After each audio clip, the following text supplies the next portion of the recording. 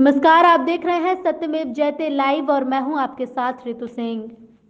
संत कबीर नगर जिले के नगर पंचायत हरिहरपुर में राष्ट्रीय एकीकरण और पाल सेवा संस्थान के संयुक्त तत्वाधान में ब्रजभाषा के महाकवि रंगपाल की जयंती बड़े ही धूमधाम से मनाई गई।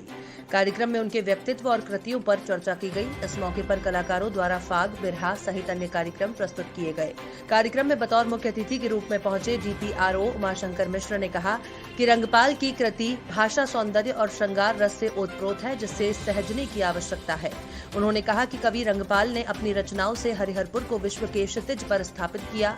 उन्होंने कहा कि उनकी कृतियों में सामाजिक समरसता, भाईचारा और सांप्रदायिक सौहार्द की झलक दिखती है।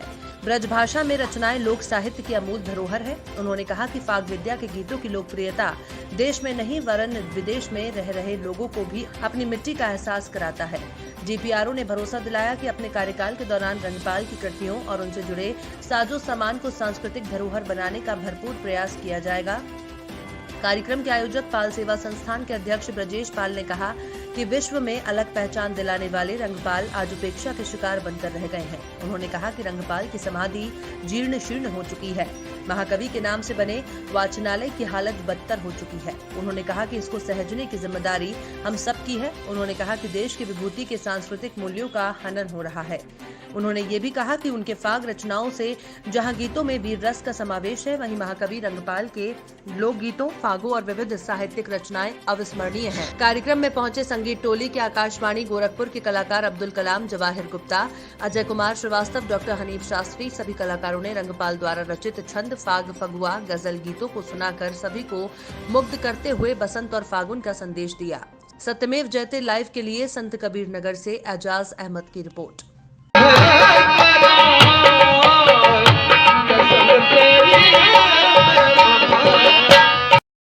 भाषा के प्राण महाकवि रंगपाल जी, जो आपके जिले के महान विभूति रहे हैं, इनकी जयंती 157वीं मनाई जा रही है। पूर्ववत परंपरागत जो भी संस्कृति रही है उसको अक्षुण्ण बनाए रखने के लिए यथासंभव यथायोग्य जो मेरी ताकत है, मैं अपने सहयोगियों के साथ इस कार्यक्रम को पूर्ववत मनाता चला रहा हूँ। शासन से भी अपेक्षा करता हूँ और कुछ परिस्थितियां कोरोना काल के नाते इनके बारे में बहुत कुछ नहीं हो पाया। थोड़ा बहुत जो शासन स्तर पर हमारी आवाज़ पहुंची है, मुख्यमंत्री जी से अपेक्षा की गई है, उन्होंने आश्वासन दिया है कि जल्द ही इनके लिए एक सभागार और जो भी इनकी तरक्की और बहादुरी के लिए किया जा सकता है निश्चित रूप से किया जाएगा।